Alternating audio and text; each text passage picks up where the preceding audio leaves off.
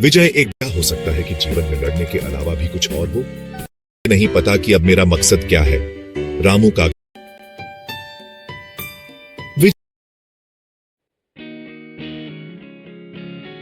विजय एक बहादुर सिपाही था। वो कई लड़ाइयों में लड़ा था। बरसों तक वो सिर्फ जंग के मैदान और तोपों की आवाज ही जानता था। लेकिन विजय को शांति की तलब थी। वो एक साधारण जिंदगी चाहता था।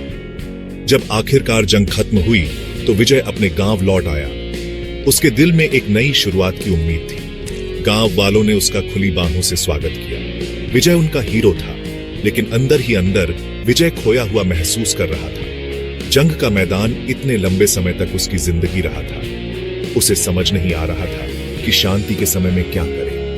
वो बेचैन और अनिश्चित महसूस कर रहा था। एक दिन विजय अपने गांव के पास खेतों में टहल रहा था। सूरज चमक रहा था और पंछी गा रहे थे, लेकिन विजय की बेचैनी कम नहीं हो रही थी। तभी उसने उसे देखा।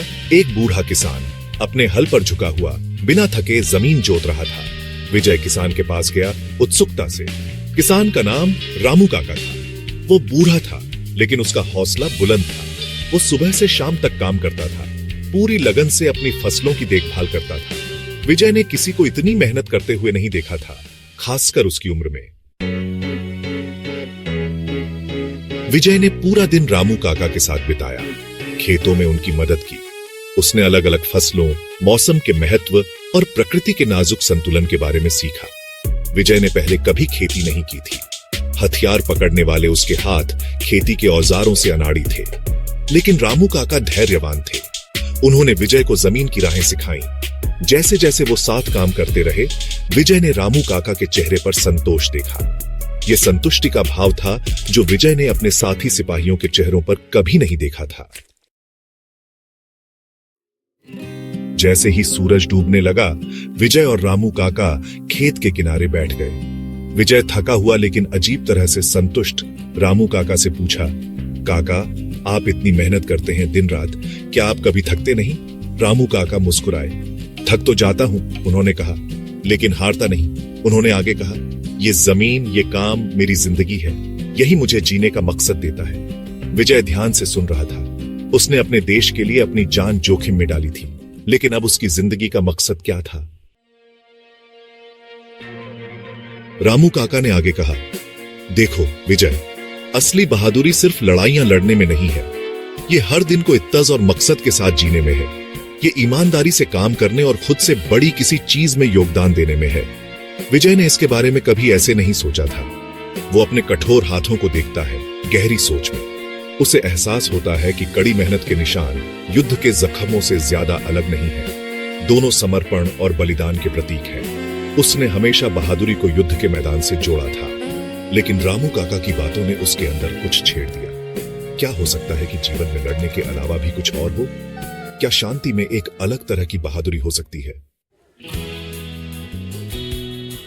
विजय ने अगले कुछ दिन रामू काका की मदद करते हुए बिताए। वो सुबह होने से पहले उठता, धूप में काम करता और सादा खाना खाता। शुरुआत में यह मुश्किल था, लेकिन धीरे धीरे विजय को इस दिनचर्या में एक लय मिलने लगी। उसे जमीन की देखभाल करने और फसलों को बढ़ते हुए देखने में संतुष्टि मिलने लगी। उसने छोटी छोटी चीजों की कद्र करना सीखा। अपने चेहरे पर सूरज की गर्मी, अपने हाथों में ठंडी मिट्टी का एहसास, ताजे तोड़े हुए फलों का स्वाद। ये वो चीजें थीं जिन पर उसने पहले कभी ध्यान नहीं दिया था।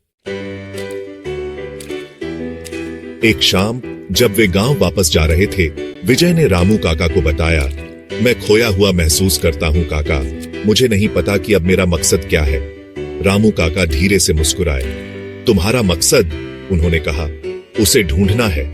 उन्होंने अपने आसपास के खेतों की ओर इशारा किया। इस जमीन को देखभाल की जरूरत है। इसे काम करने के लिए हाथों की जरूरत है। और तुम विजय, तुम्हारे हाथ मजबूत हैं। तुम में फर्क लाने की ताकत और इच्छा शक्ति है। अगर तुम चाहो तो यही तुम्हारा मकसद हो सकता है। विजय ने रामू काका की बातों को दिल से लगा लिया। उसे एहसास हुआ कि वो शांति के समय में भी अपने देश की सेवा कर सकता है, जैसे उसने युद्ध के समय में की थी। वो अपनी ताकत और बहादुरी का इस्तेमाल कुछ बनाने के लिए जान लेने के बजाय उसे पोषित करने के लिए कर सकता था। उसने सीखा कि असली बहादुरी सिर्फ शारीरिक ताकत के बारे में नहीं है, बल्कि चरित्र की ताकत के बारे में भी है। दृढ़ रहने की इच्छा शक्ति, योगदान देने की, रोजमर्रा की जिंदगी में अर्थ खोजने की। विजय एक किसान बन गया। उसने कड़ी मेहनत की, रामू काका से सीखा और आखिरकार उसकी अपनी जमीन हो गई। वो युद्ध के मैदान पर सीखे गए सबक कभी नहीं भूला, लेकिन उसने उस शांति को अपना लिया जो उसे मिली थी। उसने एक लंबी और संतुष्टिदायक जिंदगी जी, जो इस बात का प्रमाण है कि मकसद और इज्जत के साथ जीने के लिए कितनी बहादुरी चाहिए होती है।